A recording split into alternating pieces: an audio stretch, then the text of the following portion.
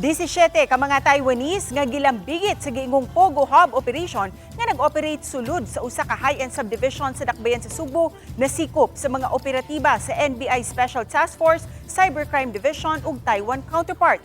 Unom kanila mga wanted sa Taiwan. Ano ang report ni Alan Domingo? Mayo 14 sa hapon girunda sa mga operatiba sa National Bureau of Investigation Special Task Force, Cybercrime Division ang usa ka panimay sa sulod sa usa ka high-end subdivision sa dakbayan Sugbo. Gisod ang mga lawak ug didto nakit-an ang mga foreign-looking nga mga lalaki. Sa padayon nilang pagsusis mga lawak, didto nila nakit-an ang mas daghan pang kalalakian nga may mga computer ug ubang mga gadgets. Giingong gigamit kini sa romance scam operation diin ang mga Taiwanese usab ang gitarget nilang mga mabiktima. Anana sa custodial facility sa NBI-CEVRO ang 17 ka mga Taiwanese, usa kanila babae. Natumayo 15 gipahigayon og kasong computer-related forgery under 10175, Economic Sabotage ug Social Engineering Schemes ubos sa Republic Act 12010, Anti-Financial Account Skimming Act. So na-trace po natin itong operations na to when one of the subjects who has a warrant of arrest book a ticket going here sa Cebu. With the help of our friend from the Taiwan police, we have identified the location and the identity of the subjects.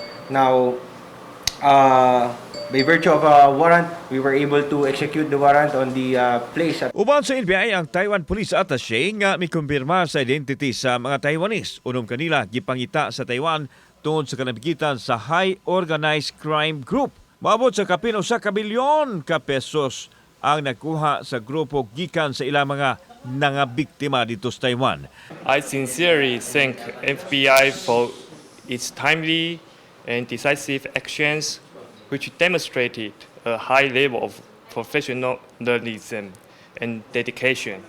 Matod sa NBI, nga kauban sila sa POGO hub operation sa Luzon nga mibalhin sa Sugbo ug posibleng adunay mga local contacts. Lahat po ng ginagamit sa scamming devices na seize po natin.